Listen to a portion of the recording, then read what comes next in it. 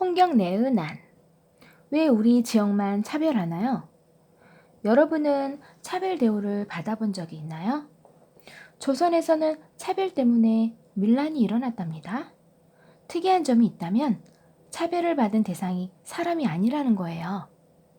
관서지방은 기자의 애터요, 단군 시조의 앳 근거지로 벼슬아치가 많이 나오는 곳이다. 그러나 조정에서는 이곳을 더러운 흙처럼 여겨 노비들마저 이곳 사람을 평안도 놈이라고 부른다.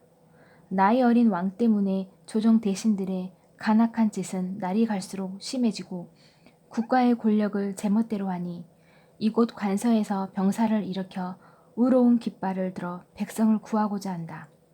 위의 글은 홍경래가 쓴 글이에요. 홍경래는 서북 지역의 평안도에 살고 있었어요. 당시 평안도는 상업이 활발해서 경제적으로 발전하고 있었어요. 그런데 나라에서는 평안도를 다른 지역과 달리 정치적으로 차별했어요. 조선은 전국을 8도로 나누어 통치하고 있었어요. 8도 중 영남, 호남, 호서 지역은 조선의 지배층이 많이 태어난 곳이었어요. 이곳은 모두 남부지방에 있었지요. 그러다 보니 북부 지역인 함경도와 평안도는 관심에서 벗어날 수밖에 없었어요. 함경도는 그나마 조선 건국의 기틀이 된 지역이라 하여 나라의 관심을 받았지요. 홍경래는 순조 11년인 1811년에 평안도 가산에서 대규모 민중 봉기를 일으켰어요. 봉기란 벌이 떼지어 일어나듯이 각처에서 병난이나 밀란이 일어나는 것을 뜻해요. 평안도에 대한 차별과 조정의 가혹한 수탈에 대항한 거예요. 청정강 이북 지역까지 장악하여 위세를 떨쳤지요. 하지만 몇 개월 후 정주성 싸움에서 관군에게 진압당했어요. 이때 홍경래는 전사했고 약 2,900명의 봉기군이 잡혔어요. 홍경래의 난은 19세기에 처음으로 일어난 대규모 항쟁이라는 점에서 의의가 있어요. 그 후 전국적으로 농민 봉기가 일어나는 계기가 되었기도 하고요. 김대건, 천주를 위해 죽는 것이 나의 소원이다. 한국 천주교의 역사는 꽤 길었어요. 그만큼 많은 핍박을 받기도 했지요. 그럼에도 많은 선교사와 신자가 천주교 전파를 위해 희생했어요. 그 가운데 김대건 신부가 있답니다. 천주교를 위해 죽는 것이 나의 소원이다. 오늘 묻고 내일 물어도 나의 대답은 같을 것이요. 때리고 죽여도 내 대답은 같을 것이다. 그러니 어서 죽여달라. 이는 김대건 신부가 죽기 전 마지막으로 남긴 말이에요. 김대건 신부는 어릴 때부터 자연스럽게 천주교를 접했어요. 그의 백부 김종현이 천주교를 신앙으로 받아들이면서 모든 가족을 전도했거든요. 김대건 신부가 신부의 길로 들어서게 된 것은 프랑스에서 온 모방 신부 때문이에요. 모방 신부는 김대건 신부를 포함한 3명의 소년을 신학생으로 선발해 마카오에 있는 신학교로 유학을 보냈지요. 조선 내에 천주교 박해가 너무 심했기 때문이었어요. 1845년 6월 김대건 신부는 중국 상해로 건너가서 사제 서품을 받았어요. 한국 천주교 사상 최초의 신부가 탄생한 것이지요. 서품을 받은 뒤 김대건 신부는 페러롤 주교, 다브릴 신부 등과 함께 조선으로 들어와 전국을 돌며 천주교 전파에 힘썼어요. 하지만 1846년에 체포를 당해 40여 차례의 모진 고문을 받다가 같은 해 9월 16일에 세남도에서 반역죄로 처형되었어요. 조정은 김대건 신부의 장례를 치르지 못하게 했어요. 후에 신자들의 노력으로 순교한 지 40일 만에야 땅에 묻히게 되었답니다. 탄압과 박해에도 굴하지 않고 자기가 믿는 신앙을 지키기 위해 목숨을 바치는 일을 순교라고 해요.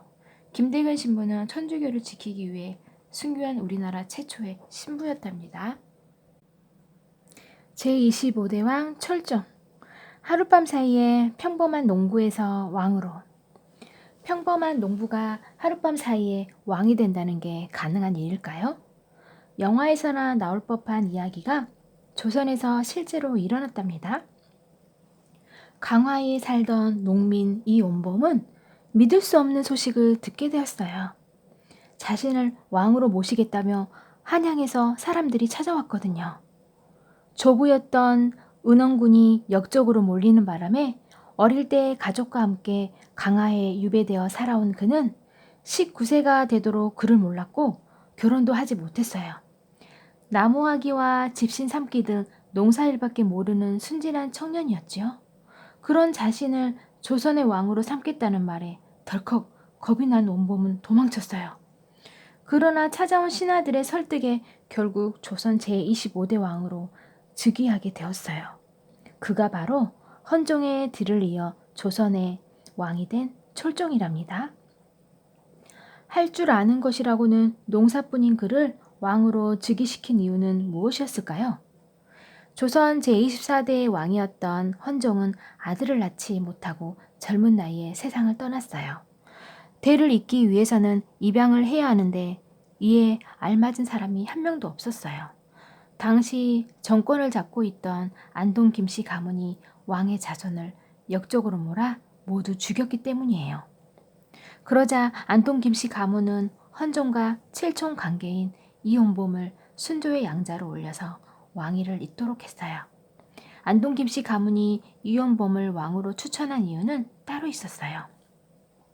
총명하지 못한 사람이 왕이 되어야 자신들이 권력을 유지할 수 있었거든요.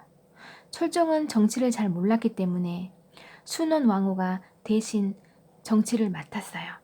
그리고 안동 김씨인 김문근의 딸이 철종의 비가 되면서 정권은 김문근의 손으로 넘어갔지요. 안동 김씨 가문의 부정부패는 더욱 심각해졌고 조선의 정치는 나날이 나빠졌어요. 철종은 강화도 생활을 많이 그리워했다고 해요.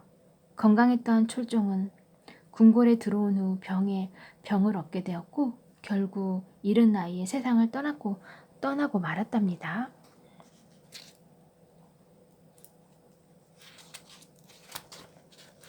대동여지도. 전국을 걸어다니며 만든 지도가 아니라고요?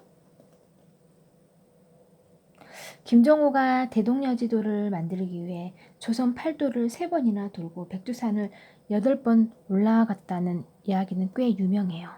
얼마 전까지는 초등학교 교과서에 실리기도 했지요. 이 이야기는 조선 총독부가 발행한 조선 어독본이라는 책에 나왔어요. 조선 총독부는 일본이 우리나라를 점령하기 위해 세운 기구예요. 그들은 김정호의 대동여지도를 깎아내리기 위해 근거도 없는 이야기를 지어낸 거예요. 김정호는 평생을 지도 만들기와 지리학 연구에 몰두했어요. 그 결과 대동여지도, 청구도 등 여러 지도를 만들었죠.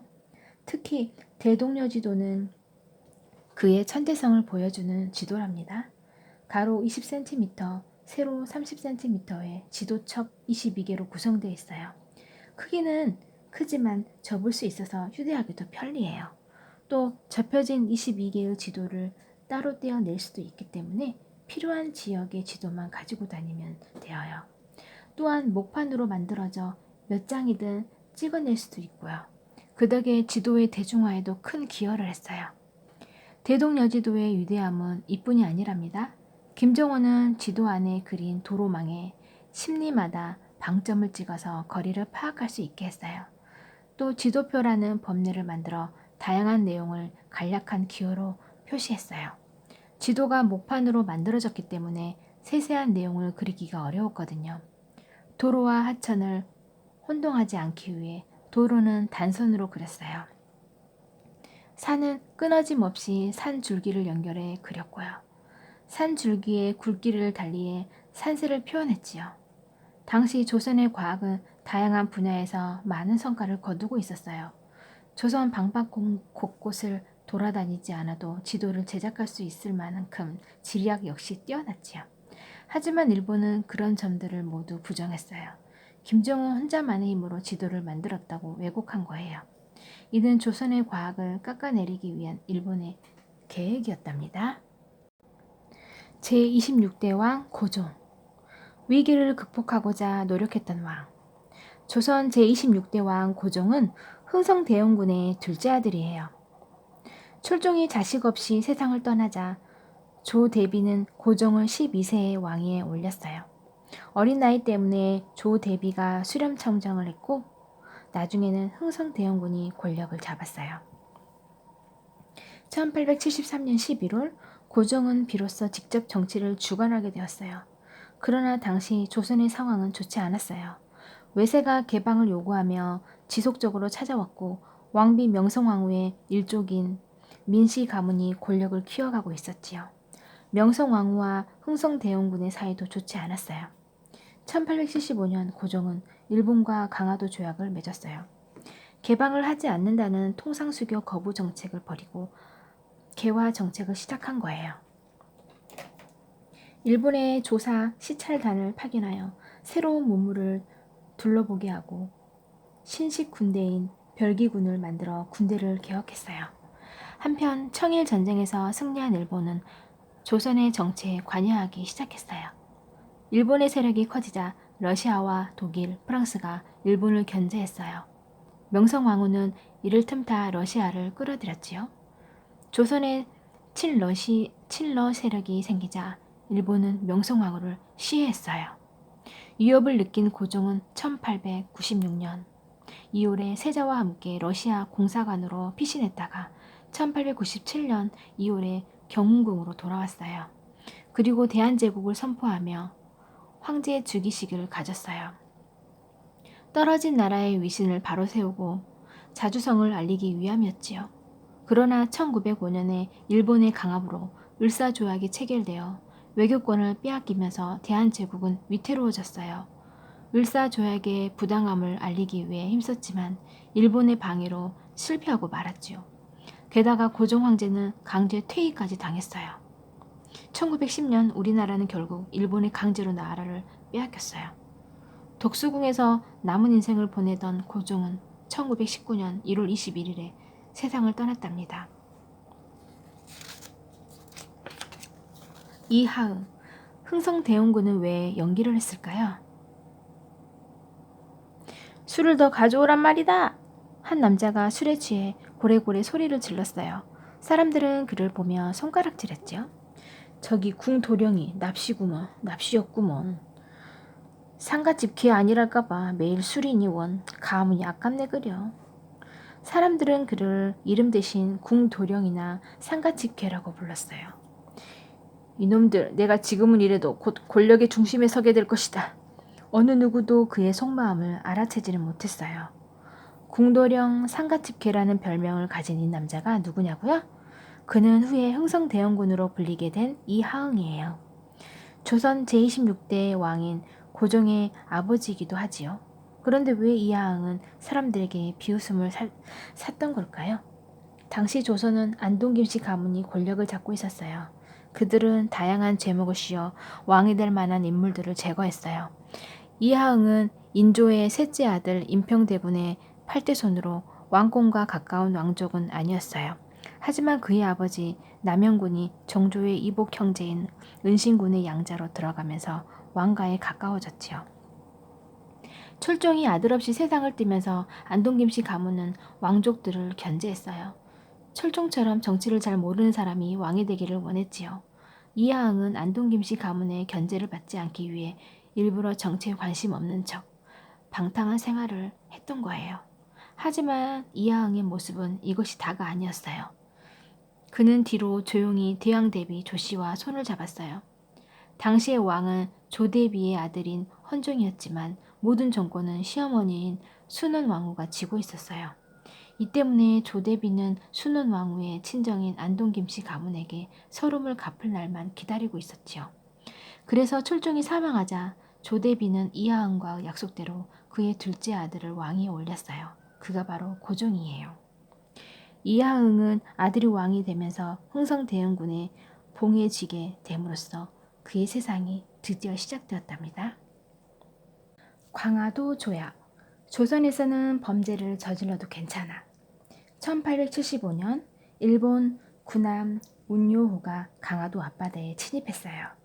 조선의 수비대는 일본 군함을 향해 경고 사격을 했어요. 일본은 이를 빌미로 조선에게 개항을 요구했어요.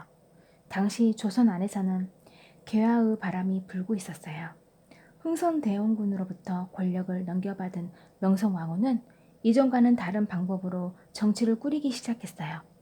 흥선대원군이 외세와 절대 수교할 수 없다는 위정척사 사상을 주장했지만 명성왕후는 달랐어요. 그녀는 조선의 발전을 위해서라면 개방을 해야 한다고 생각했어요. 흥선대원군의 기세에 눌러 꼼짝할 수 없었던 괴아파들은 정권이 바뀌자 자신들의 목소리를 내기 시작했어요. 결국 조선은 일본과 최초의 근대적 조약인 강화도 조약을 맺게 되었어요. 하지만 내용은 조선에 매우 불리한 조항들 뿐이었어요. 제4관, 부산과 두 항구를 개방하고 일본인이 자유롭게 와서 통상할 수 있게 한다. 제7관, 일본국 항해자가 조선의 해안을 자유롭게 측량하도록 허가한다.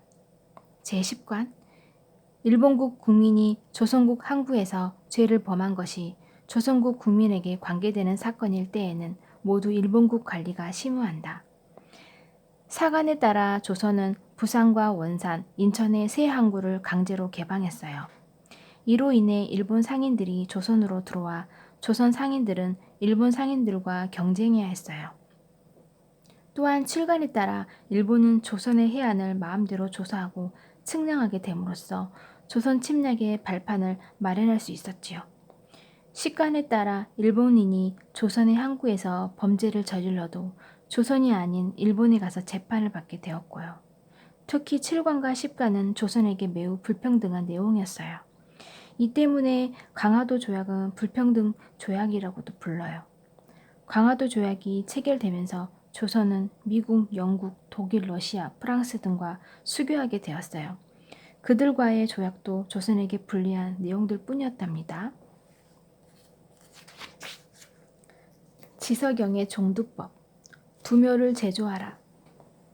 마마라고 불리던 전염병을 알고 있나요? 호랑이보다 더 무섭다고 알려진 마마는 급성 전염병이에요.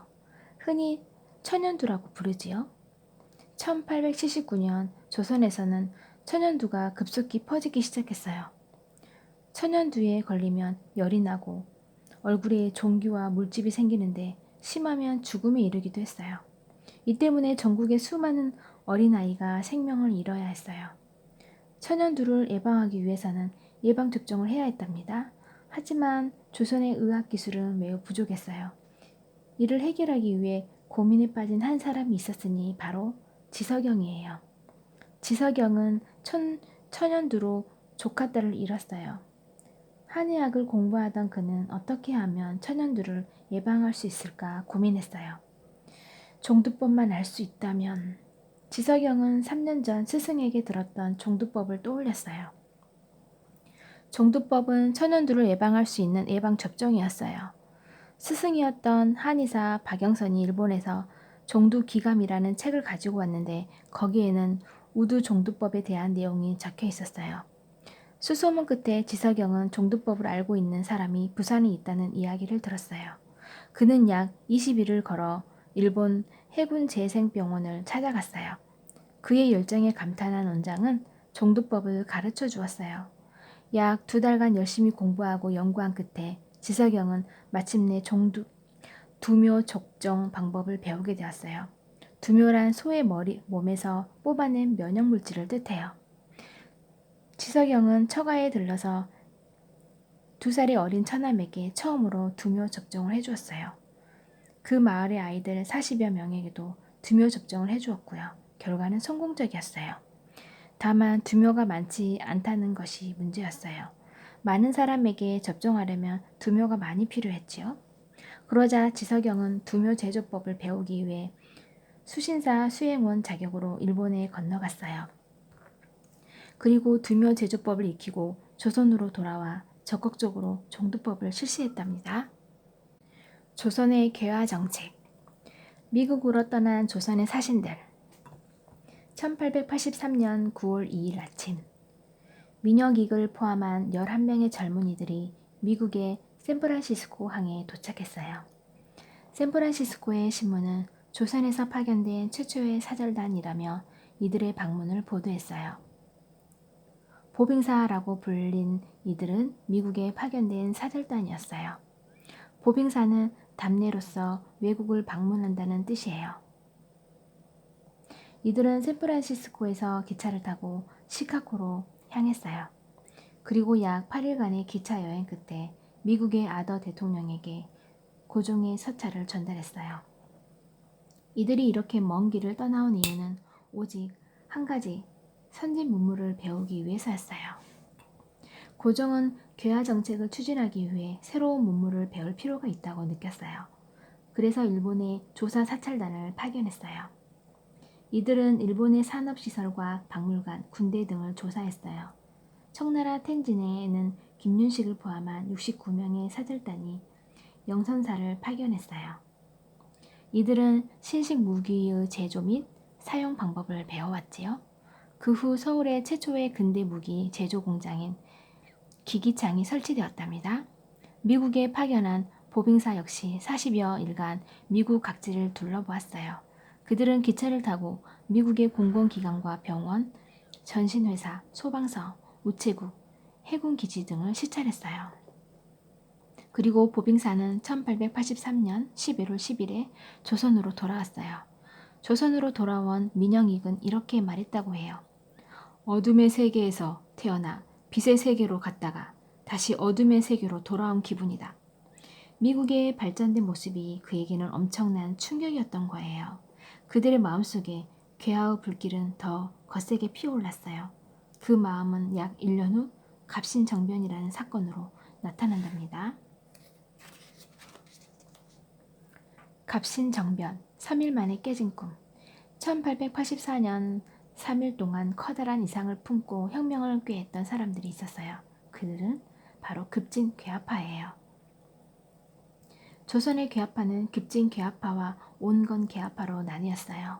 둘은 개방을 해야 한다는 점에서는 뜻이 같았지만 개혁 방향에는 많은 차이가 있었어요. 온건파는 조선의 제도와 사상 등 유교 전통 질서는 지키되 서양의 기술만 수용하자고 주장했어요. 급진파는 기술뿐만 아니라 제도와 사상까지 모두 받아들여야 한다고 했지요. 명성황후는 온건괴합파의 주장을 지지했어요. 서양의 제도와 사상을 받아들일 경우 조선의 왕조 역시 흔들릴 수 있었거든요. 김옥균, 박영호 등의 급진파는 자신들의 요구가 무시되자 혁명을 해야겠다고 마음먹었어요. 이들은 이미 근대화에 성공한 일본에게 미리 도움을 요청해 놓았지요. 정변은 우정총국 개국 축하연 때 이루어졌어요. 우정총국은 조선의 최초로 설립된 우체국이에요. 조선 교관들도 많이 참석했죠. 이 연회에서 급진파들은 민씨 일파를 없애고 개화당 정부를 세웠어요. 그리고 14개의 조 개혁안을 발표했어요. 우리는 주장한다. 청나라에 대한 조공을 폐지할 것, 문벌을 폐지하고 인민을 평등하게 할 것, 조세 제도를 개혁할 것. 이 정변을 갑신정변이라고 해요. 갑신정변은 근대 국가식 건설을 위한 최초의 정치개혁운동이었어요.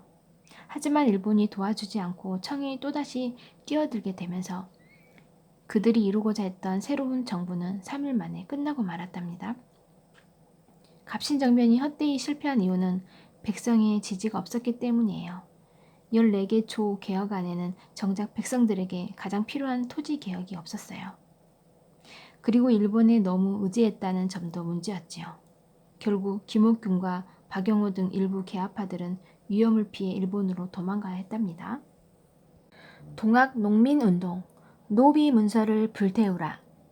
전라도 고부에 조벽갑이라는 군수가 있었어요. 그의 폭정이 어찌나 심했던지 고부 사람들은 조벽갑이라는 이름만 들어도 혀를 내둘렀어요.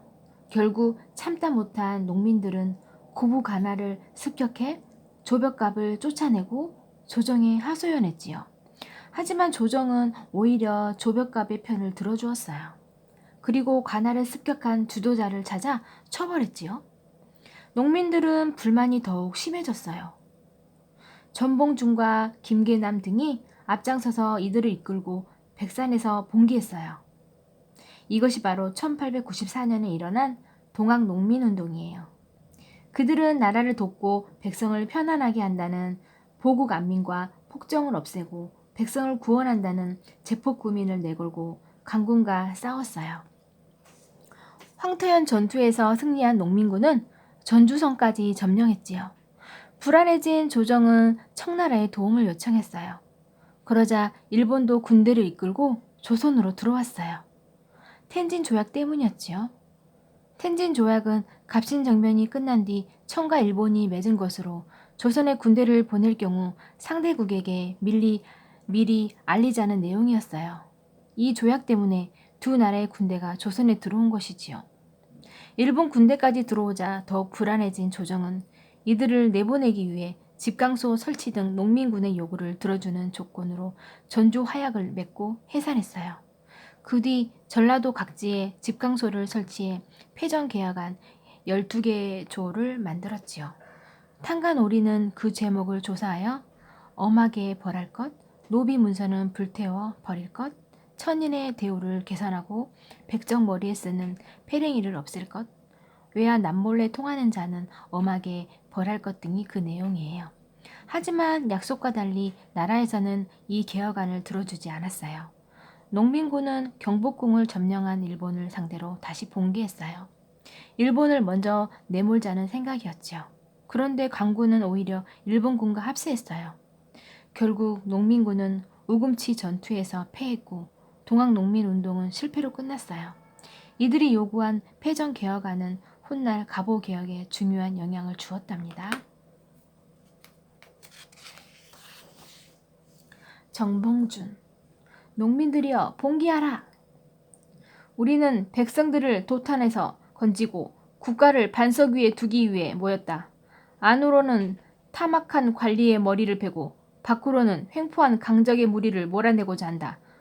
조금도 주저하지 말고 지금 당장 일어서라. 한 남자가 큰 소리로 경문을 읽었어요. 그의 목소리는 천지를 뒤흔들었어요. 1894년 5월 4일 고부군 백사면에는 1만 3천여 명의 사람들이 모여 있었어요. 모두 결연한 표정이었지요. 경문을 읽은 남자는 총대장 전봉준이었답니다. 1855년에 양반 가문에서 태어난 전봉준은 집안 형편이 어려워서 고부로 들어와 서당에서 아이들을 가르치는 등 여러 가지 일을 했지요. 호남 지방은 땅이 기름져 얻게 되는 농산물도 늘 풍성했어요. 하지만 부패한 관리들은 이를 이용해 자신들의 재산 쌓기에만 급급했어요. 당시 고부 군수였던 조벽갑도 마찬가지였어요. 고부 백성들은 그의 행포에 불만을 나타내고 억울함을 호소했지만 오히려 벌을 받았어요. 전봉준의 아버지 역시 이 일에 연루되어 매를 맞고 죽었어요. 전봉준은 참을 수 없었어요. 그는 사람들을 이끌고 고부 관할을 습격했어요. 그러자 조정에서는 그들의 조건을 들어주겠다며 전주 화약을 맺었지요. 하지만 약속은 지켜지지 않았고 이에 화가 난 농민들은 다시 모였어요. 농민이 중심이었던 봉기는 동학교도들이 합세하면서 동학농민운동으로 확대되었어요. 전봉준은 일본 타도를 내걸고 농민군을 이끌었어요. 조선에 들어온 일본이 경복궁을 점령했기 때문이었어요. 일본으로부터 나라를 구해야 한다는 의지를 많은 농민에게 알렸지요. 하지만 광군과 일본군을 이겨내기란 쉽지 않았어요. 결국 우금치 전투에서 패배하였고 일본군에게 끌려간 전봉준은 사형으로 목숨을 잃었어요. 왜소한 몸 때문에 녹두라는 별명으로 불렸던 전봉준. 하지만 그의 기교와 신념만큼은 절대로 작지 않았어요. 백성과 나라를 위해 희생한 그의 정신은 어느 것보다 위대했답니다. 청일전쟁. 왜 남의 집에서 싸우는 거죠? 일본은 당장 군대를 데리고 조선에서 나가시오. 1894년 8천여 명의 일본군이 조선으로 들어왔어요. 조정에서는 대규모의 군대를 이끌고 들어온 일본에게 당장 항의했어요. 하지만 일본은 들은 채도 하지 않았어요. 일본은 어떻게 마음대로 조선에 들어올 수 있었을까요? 또 그들은 왜 조선에서 나가지 않았던 걸까요?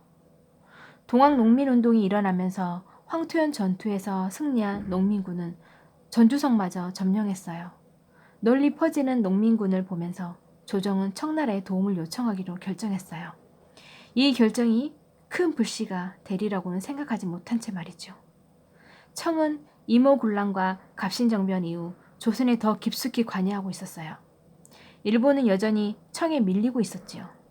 일본의 목표는 조선에서 청을 밀어내는 것이었어요.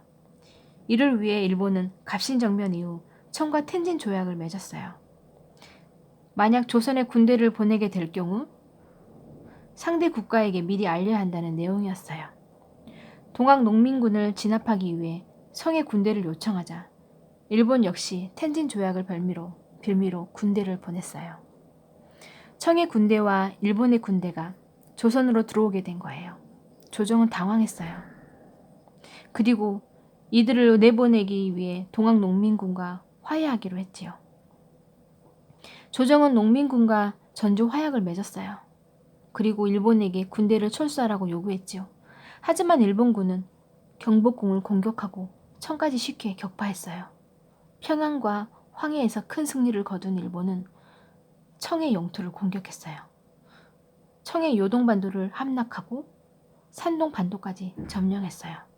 결국 청일전쟁은 일본의 승리로 끝났어요. 이로써 청은 조선에서 영향력을 모두 잃고 말았어요. 대신 조선은 일본의 지배 아래 놓이면서 더 큰 위협을 당해야 했답니다. 갑오개혁. 이제 모두 평등해요. 사극을 보면 옛날에는 양반과 농민, 천민 등 다양한 신분이 있었다는 걸 알 수 있어요. 조선 시대까지만 해도 이러한 제도는 계속되었지요. 하지만 지금은 신분이 존재하지 않아요. 우리나라의 신분 계급은 언제부터 사라지게 된 걸까요? 조선이 근대적인 모습을 갖게 된 것은 갑오개혁 때예요. 이때 다양한 분야가 개혁되면서 정치, 사회, 경제 분야 등에서 많은 변화가 이루어졌어요. 신분 제도도 이때 없어졌어요. 노비를 사거나 파는 것도 금지되었어요. 남편을 잃은 과부는 재혼도 할 수 있게 되었어요. 여성이 자신의 삶을 스스로 선택하고 시작할 수 있다는 점에서 매우 큰 의미가 있었지요. 그 외에도 재수를 벌하던 고문이 없어졌어요. 또 근대 학교도 많이 만들어졌지요. 이 같은 제도가 추진될 수 있었던 것은 국국기무처를 설치했기 때문이에요. 군국기무처. 군국기무처를 설치했기 때문이에요. 조정은 근대화의 의지를 갖고 개혁에 박차를 가하기 시작했어요. 근대화를 이룬다는 점에서 의의가 있지만 사실 아쉬운 점도 많았답니다. 갑오개혁은 조선 조정의 순수한 의지로 이루어진 것은 아니었어요. 일본의 압력이 많이 있었지요. 조선 조정도 개혁의 의지가 있었어요. 교정청이라는 개혁기구를 설치해 개혁을 진행하고 있었어요. 하지만 일본이 교정청을 없애버렸어요. 일본은 기몽집을 앞세워 내각을 세우고 군국기무처를 설치했어요. 그리고 기몽집이나 박영호 등 친일 인사들을 등용하면서 조선의 내정을 간섭하기 시작했어요. 조선을 침략하기 쉬운 쪽으로 정책을 바꾸었던 거예요. 농민들에게 가장 필요한 토지 제도 개혁은 전혀 이루어지지 않았어요. 또 군사 개혁에도 소홀했어요. 결국 갑오개혁은 백성의 지지를 받지 못했어요. 하지만 갑오개혁은 근대 국가 수립의 계기를 마련했다는 점에서 큰 의의가 있답니다. 을미사변. 여우사냥을 시작하라. 여우사냥을 시작한다. 어스름한 새벽, 경복궁으로 검은 그림자가 들이닥쳤어요. 조선의 국모를 찾아라. 일본에서 온 자객들은 왕비의 침실인 오코르를 습격했어요. 여우사냥은 명성왕후의 암살을 뜻했어요. 내 놈들, 여기가 어디라고? 놀란 왕비가 소리쳤어요. 하지만 그들은 왕비를 잔인하게 죽였어요. 그것도 모자라 시체를 태워 뒷산에 묻어버렸어요. 자신들의 범죄를 완벽히 감추려는 수작이었지요. 하지만 일본의 만행은 조선뿐만 아니라 전 세계에 알려지게 되었어요.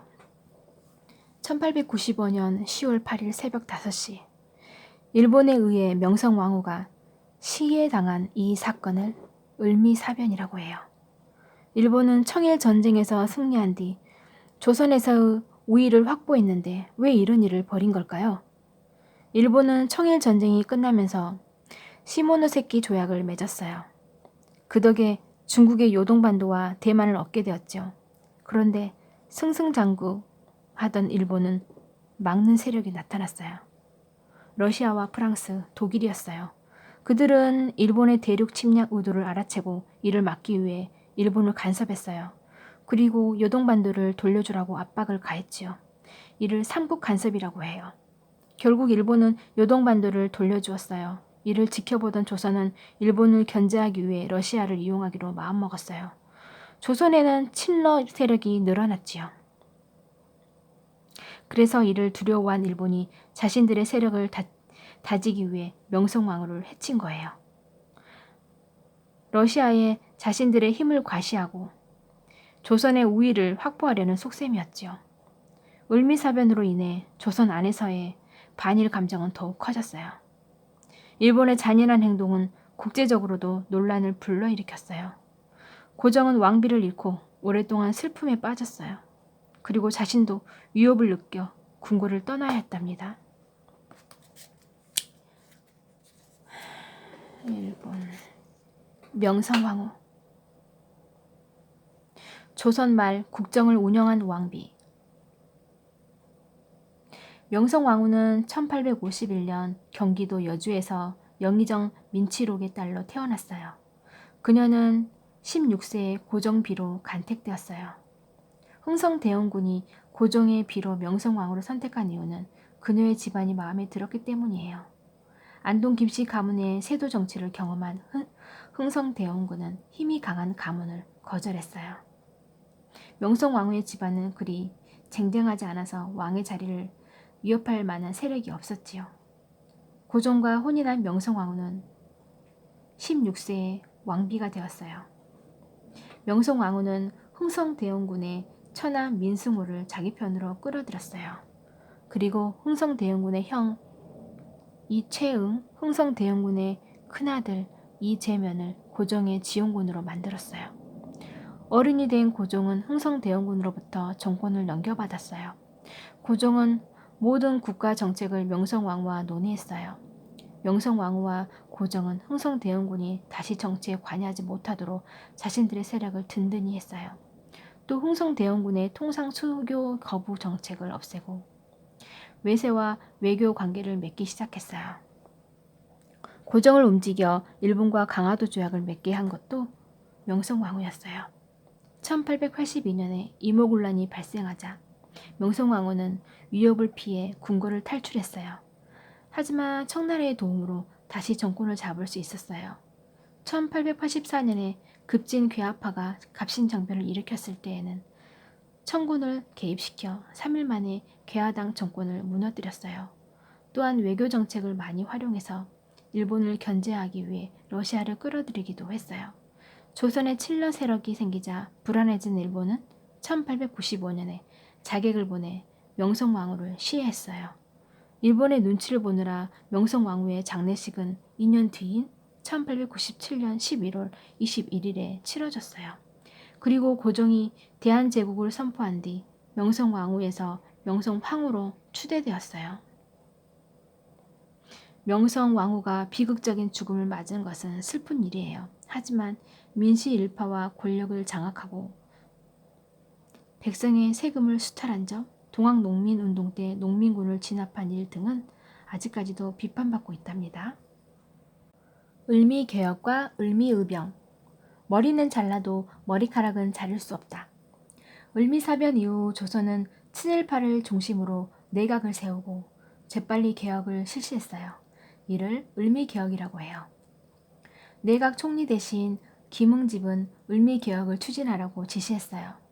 을미개혁으로 인해 양력이 사용되고 종두법, 소학교 설립, 우편제도 실시 등 다양한 정책이 시행되었어요. 그중 가장 반발이 심한 정책이 있었는데 바로 단발령이었어요. 단발령은 상투를 잘라 머리를 짧게 만드는 것이었어요. 머리는 잘라도 내 머리카락은 자를 수 없다.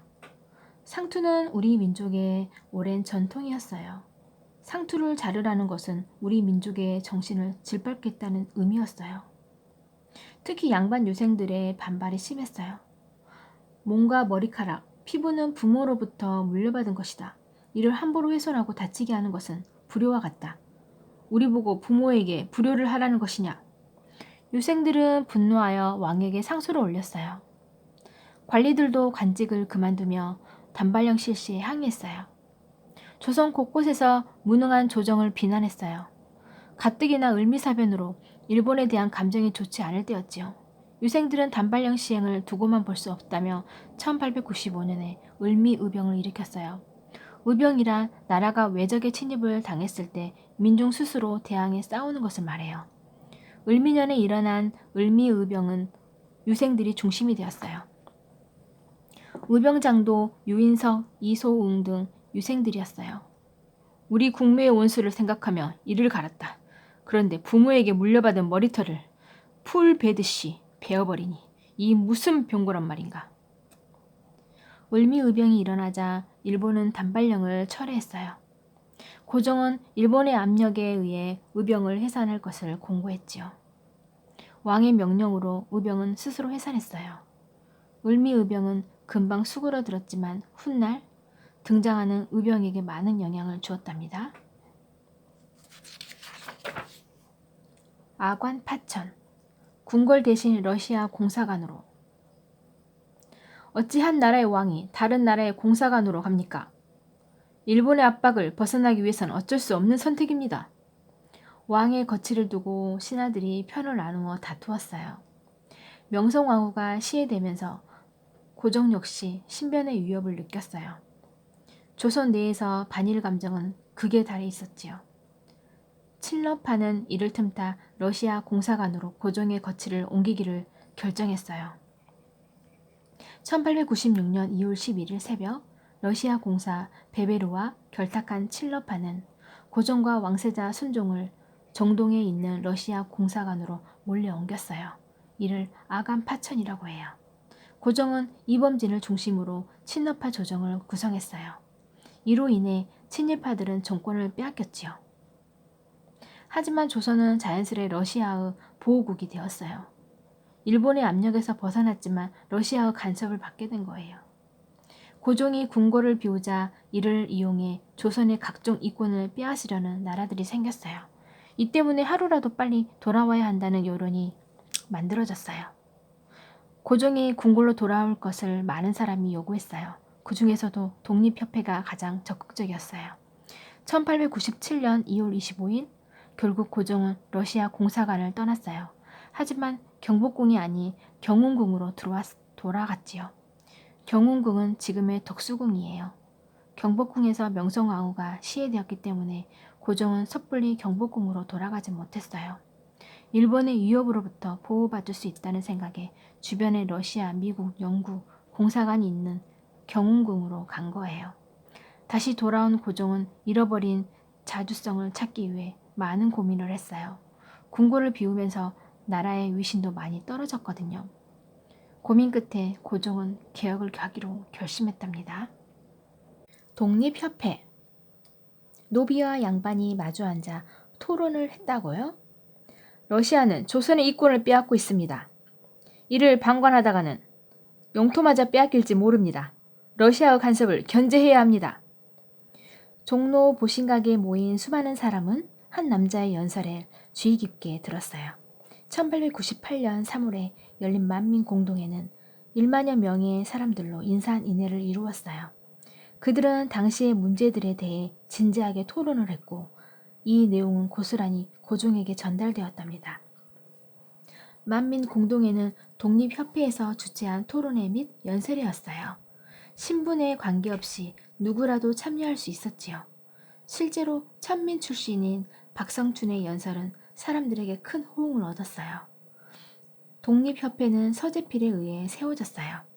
미국에서 살며 근대화를 몸소 겪었던 그는 조선의 근대화에도 관심이 많았지요. 독립협회의 목표는 나라의 자주와 독립, 국민의 자유와 권리, 나라의 부강이었어요. 그래서 독립문을 세우고 독립신문을 창간했어요. 독립문은 청나라의 사신을 맞이하던 영은문을 헐고 세운 것으로 청으로부터 벗어나 자주적 사상을 고쳐야 한다는 의미였어요. 독립신문은 누구나 쉽게 읽을 수 있게 한글로 발행하였고 영문으로도 발행하여 여러 나라에 조선의 실상을 알렸어요. 고종의 황궁을 계속 요구한 것도 독립협회였어요. 하지만 이러한 개혁적인 성격 때문에 독립협회는 보수파들의 시기를 받아야 했어요. 결국 왕을 내몰고 대통령제를 실시하려 한다는 모함을 받으며 1898년 12월에 강제로 해산당하고 말았지요. 독립협회는 외세 배척을 러시아에만 한정했다는 점에서 비판을 받기도 했어요. 하지만 민중을 깨우치고 조선의 근대화에 힘썼던 훌륭한 정신은 이후로도 계속 이어져 나갔답니다. 열강의 이권 침탈. 조선의 나무가 러시아의 것이라고요?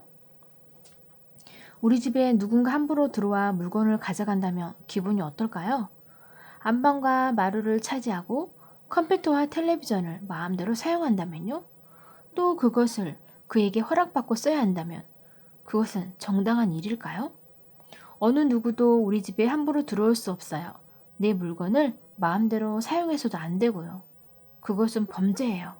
그런데 이런 말도 안 되는 일이 나라 안에서 벌어졌답니다. 아간 파천으로 고종이 궁궐을 비우자 그 틈을 타 조선의 이권을 빼앗으려는 세력들이 등장했어요. 프랑스가 손대기 전에 우리가 가져와야 한다. 러시아를 저지하기 위해서는 꼭 빼앗아야 해. 영국도 눈독을 들이고 있다는군. 강대국들은 너도 나도 조선으로 들어왔어요. 그들은 어떻게 해서든 자신들에게 이익이 될 만한 것들을 빼앗아 갔어요. 특히 그들이 눈독을 들인 것은 광산과 철도, 산림이었어요. 러시아는 인천 올미도와 부산 전룡도를 빌려갔어요. 석탄을 저장하는 장소로 이용하기 위해서였어요. 또 압록강, 두만강, 울릉도의 나무를 베어갈 수 있는 산림 채굴권, 함경도의 자원을 가져갈 수 있는 광산 채굴권도 가져갔어요. 미국도 금강 채굴권을 가져갔어요. 전등과 전하, 부설권도 가져갔어요. 프랑스는 철도 부설권을, 일본은 광산 채굴권과 철도 부설권을 챙겨갔어요. 영국도 금강 채굴권을 획득했어요. 조선은 강대국들의 탐욕에 짓밟혀야 했어요. 조선의 자원은 조선의 것이 아니었어요. 그들은 마음대로 조선의 자원을 빼앗아갔어요. 철도가 부설되고 전등과 전하가 개설되어 편리해지기는 했지만 잃은 것이 훨씬 많았어요. 나중에 고종이 경운궁으로 돌아오고 개혁을 시도했지만 열강의 침탈은 멈추지 않았어요. 그들은 약한 조선을 이용할 뿐이었지요. 광무개혁. 조선이 아니라 대한제국이다. 아간 파천으로 러시아 공사관에서 머물던 고종은 1년 만에 경운궁으로 돌아왔어요. 궁궐을 비운 탓에 나라의 자주성은 훼손되었어요. 고종은 고민 끝에 대한제국을 세우기로 했어요. 자주독립 국가로서의 모습을 갖추어 국가의 자존심을 세우려는 것이었지요. 1897년 10월 12일 고종은 황구단에서 황제 즉위식을 올렸어요. 그리고 대한제국을 선포했어요. 조선은 이제부터 대한제국이다. 이로써 조선의 이름은 대한제국이 되었어요. 고종도 황제가 되었어요. 고종은 연호를 광무로 정하고 광무개혁을 실시했어요. 옛것을 근본으로 삼고 새것을 참고하는 것을 광무개혁의 기본 정신으로 삼았어요. 대한제국은 광무개혁을 통해 황제권을 강화했어요. 황제가 된 고종은 군사권, 입법권, 사법권, 외교권 등 모든 권한을 가졌어요. 또한 산업과 교육에 많은 신경을 썼어요. 토지를 가진 농민들에게 토지 소유권 증명서인 지계를 발급해 주었어요. 상공업 발전을 위해 공장과 회사를 세웠고 교통과 통신, 의료 분야 등 근대 시설을 도입했어요. 또한 실업학교와 의학교, 외국어 학교를 세우고 외국에 유학생을 보내기도 했어요. 산업과 교육에 힘쓰고 농민들을 위해 토지 소유 제도를 확립했다는 점에서 광무개혁은 큰 의의를 갖고 있어요. 하지만 그 성과는 그리 오래가지 못했어요. 열강들이 산림 채굴권이나 광상 채굴권 등 각종 이권들을 빼앗아 버렸거든요. 또 대한제국의 보수적 지배층들은 이러한 개혁을 반대했어요. 비록 큰 성과는 없었지만 우리의 자주성을 보여주었다는 데서 광무개혁은 큰 의미가 있답니다. 경인선 개통. 우리나라 최초의 철도는 무엇일까요? 1899년 9월 18일 우리나라에 처음으로 철도가 개통되었어요. 서울과 인천을 잇는 경인선 중 서울의 노량진과 인천의 제물포 사이가 우선 개통되었지요. 그 후 1900년 7월에 노량진과 서울역 사이가 개통되면서 서울과 인천이 완전히 이어졌답니다. 당시 사람들은 조랑말을 타거나 소나 말이 끄는 우마차 등을 타고 다녔어요. 그래서 먼 거리를 움직이기에는 많이 힘들었지요. 경인선은 많은 사람에게 놀라움과 편리함을 선물했어요. 철도를 처음 본 사람은 괴아파들이었어요. 1876년에 일본에 다녀온 김기수는 처음 기차를 보고 받은 충격을 이렇게 표현했어요. 구르는 소리가 우레와 같아 천지가 울리는 듯했다. 산과 나무가 움직이는 것 같았고 날든 새도 따라오지 못했다. 괴아파들은 하루빨리 조선도 철도를 만들어야 한다고 주장했어요. 하지만 조선은 철도를 만들 돈도 기술도 없었어요. 1896년 3월 29일 미국인 제임스 모스는 조선 조정으로부터 철도 부설권을 얻어냈어요. 하지만 자금이 충분하지 않자 그 권한을 일본에게 넘겼어요. 일본은 조선 조정과 협의하지 않고 모스와 불법적 계약을 맺었어요. 결국 경인선은 일본에 의해 만들어졌어요. 하지만 일본이 경인선을 만들어준 이유는 좋은 의도가 아니었어요. 당시 일본은 대륙 침략을 준비하고 있었어요. 그래서 군인, 무기, 식량을 실어 나르기 위해 철도가 필요했던 거예요.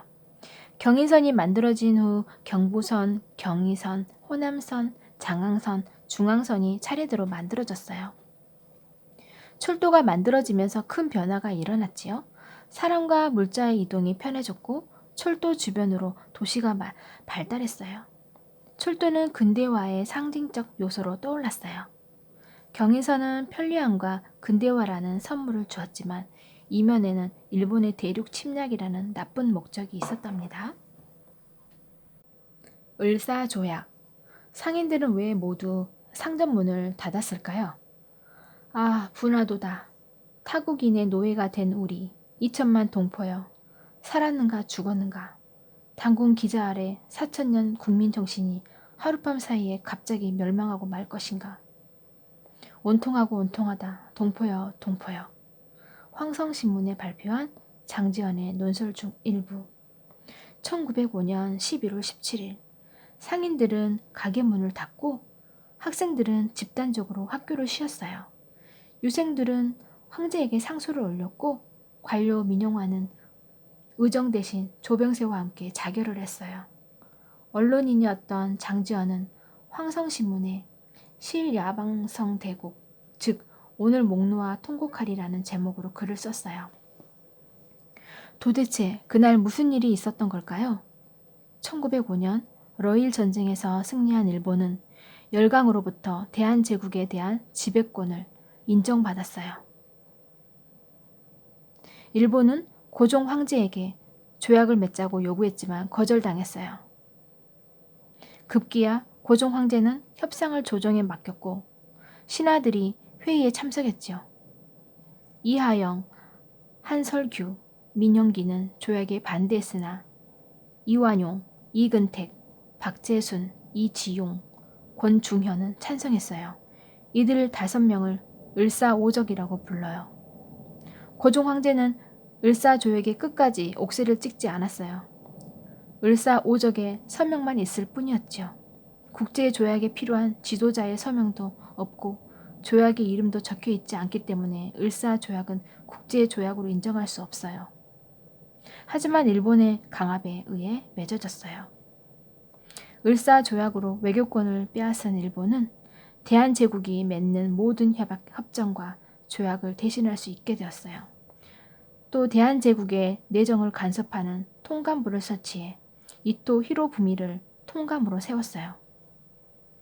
을사조약은 일본의 강압에 의해 맺어진 강제조약이었어요.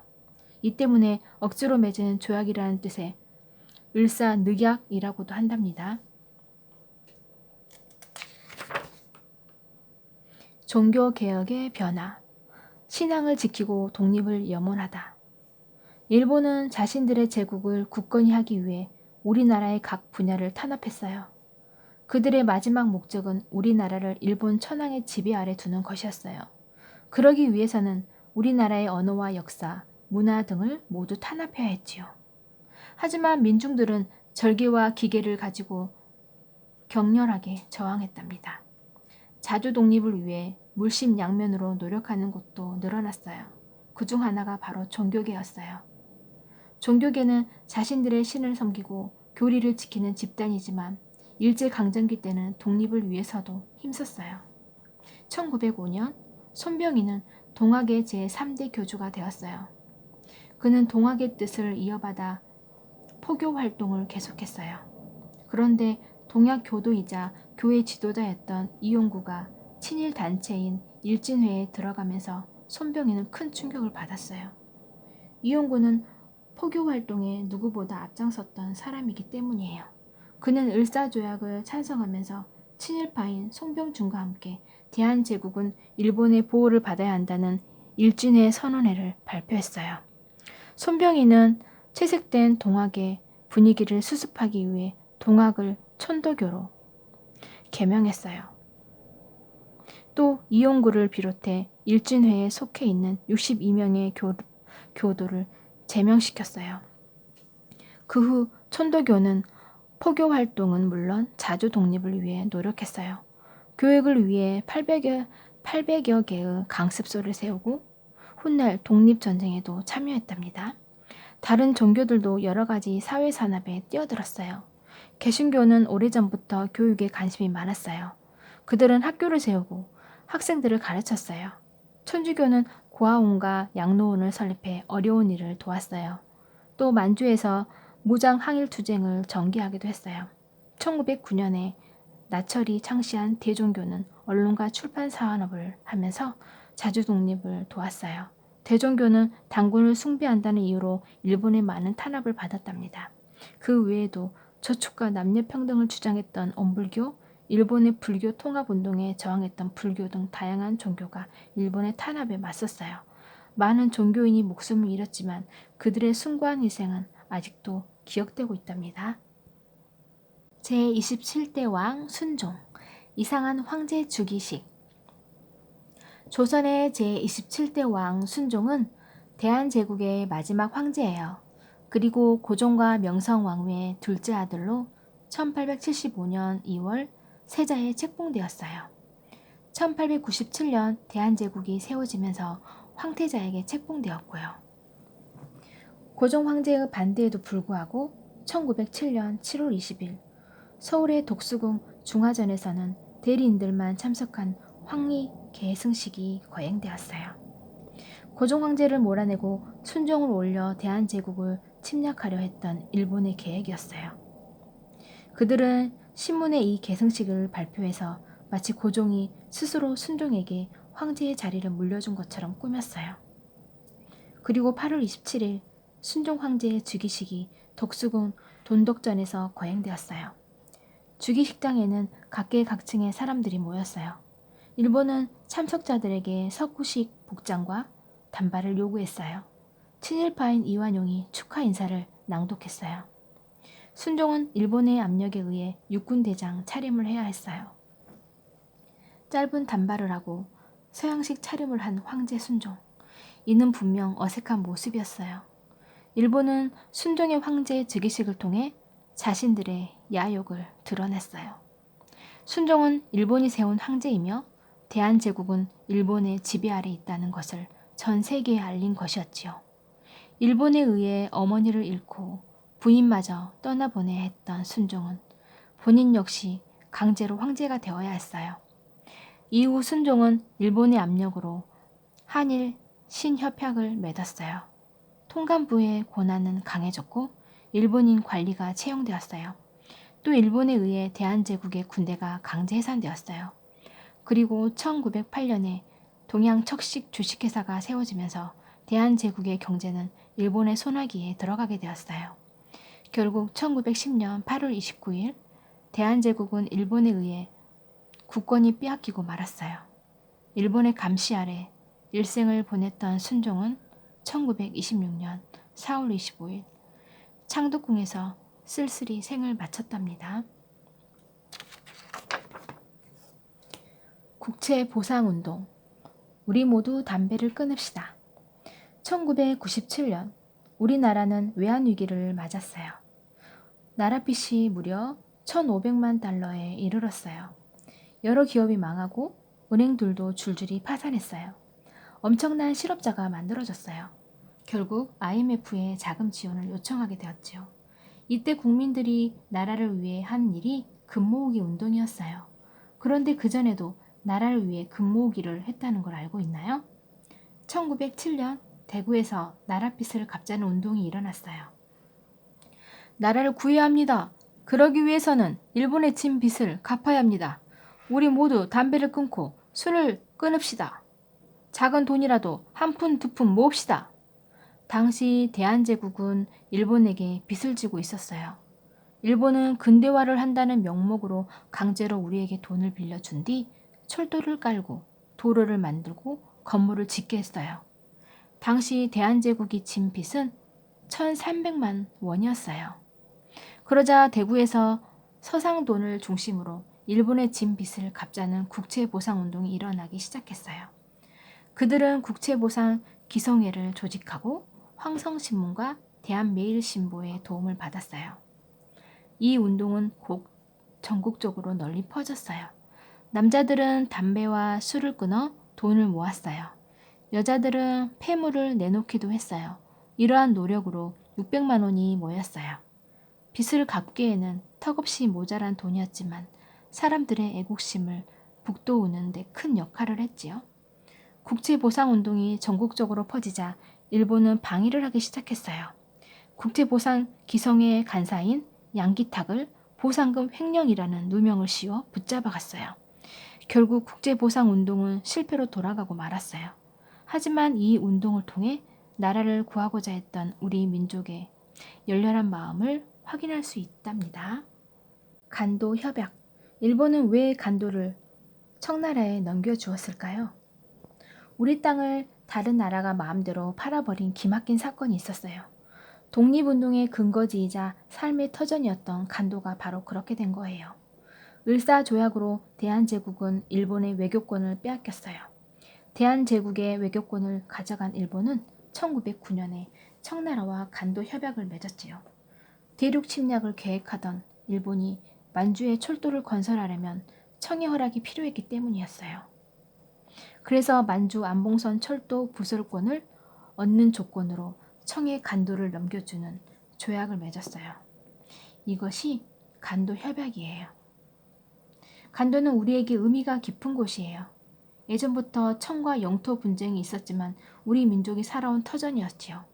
청은 백두산과 그 주변을 자신들의 땅이라고 주장했어요. 이 때문에 숙종은 1712년 백두산에 백두산 정계비를 세워 조선과 청의 경계를 표시했어요. 여기 백두산 정계비가 보이네요.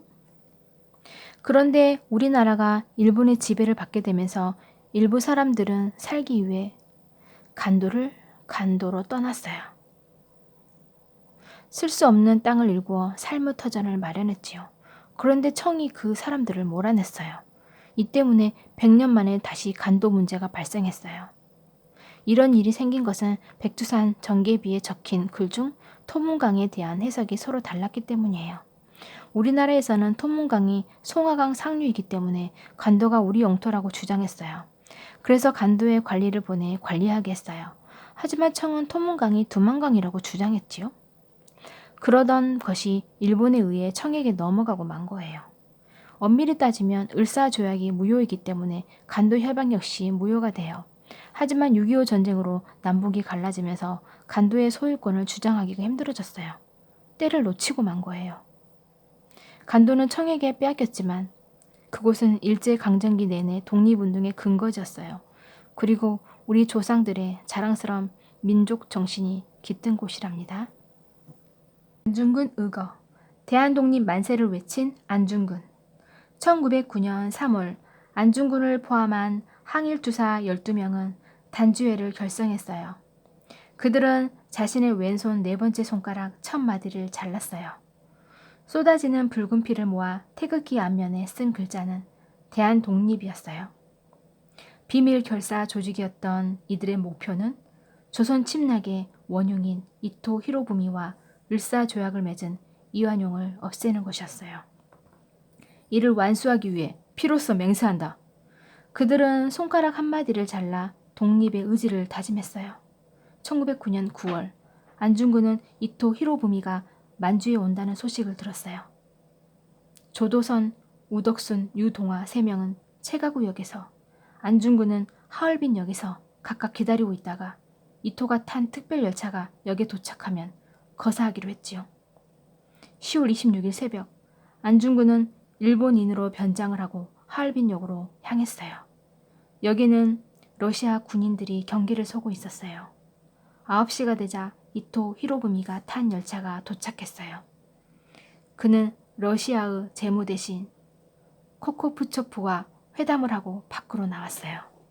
이때 몸을 숨기고 있던 안중근이 앞으로 뛰쳐나오며 이토를 향해 권총 3발을 쐈어요. 이토는 가슴을 움켜쥐며 쓰러졌어요. 그 뒤 안중근은 다른 일본인들을 향해 3발을 더 쐈어요. 자신이 죽인 사람이 이토가 아니었을 경우에 대비해 이토로 보이는 사람들을 향해 총을 쏜 것이었어요. 대한독립 만세! 독립을 부르짖으며 안중근은 곧바로 체포되었어요. 이토 히로부미는 죽었고 일본은 안중근에게 사형 선고를 내렸어요. 1910년 3월 26일 안중근은 여순 감옥에서 순국하고 말았어요. 안중근 의사의 위대한 희생 정신과 나라 사랑은 아직까지도 많은 이에게 감동을 주고 있어요. 그래서 그의 공을 기리기 위해 나라에서는 1962년에 건국훈장 대한민국장을 추서했답니다. 경술국치, 치욕의 역사 경술국치. 1910년 8월 29일은 우리 역사상 가장 치욕스러운 날이에요. 대한제국이 일본에 나라를 빼앗긴 날이기 때문이에요. 1905년에 을사조약을 맺었던 일본은 통감부를 설치해 대한제국을 간섭해 왔어요. 그들의 목적은 대한제국의 주권을 빼앗고 식민지화하는 것이었어요. 일본은 순종을 황제로 즉위시키고 한일 신협약을 맺었어요. 그리고 일본인 차관을 임명해 정치에 간섭하기 시작했어요. 재정이 어렵다며 대한제국의 군대를 해산시키고 1909년에는 사법권을 빼앗았어요. 1910년에는 경찰권을 빼앗고 헌법 경찰제를 실시했어요. 그리고 같은 해 8월 29일 강제로 한일병합 조약을 맺었어요. 당시에 일본은 총리 대신 이완용과 농공상 대신 조중응을 불러 조약을 논의했어요. 그리고 순종 황제의 옥새를 빼내 조약을 맺은 거예요. 이로써 조선 왕조는 519년 만에 멸망하고 말았어요. 일본은 즉시 대한제국의 국호를 없앴어요. 통감부를 대신해 식민 통치 최고 기구인 조선 총독부를 설치했어요. 초대 총독으로 데라우치를 임명하고 행정권과 입법권, 사법권, 군사권 등 식민지 통치에 관한 모든 권한을 주었어요. 총독부의 자문기구로 만든 중추원에는 친일파들을 임명했어요. 한일 병합을 성사시킨 친일파들에게는 엄청난 보상이 주어졌답니다. 이후 일본은 무단 통치를 실시했어요. 우리 민족을 힘으로 누르고 식민 지배에 따르도록 만들었지요. 민족운동을 탄압했고 언론과 출판, 집회, 결사의 자유는 모두 빼앗겼어요. 우리나라 사람들의 정치 활동도 모두 금지되었어요. 교사와 관리들은 제복을 입고 칼을 차야 했어요. 이렇게 우리나라는 35년간 일본의 지배 아래 고통받으며 살아야 했답니다.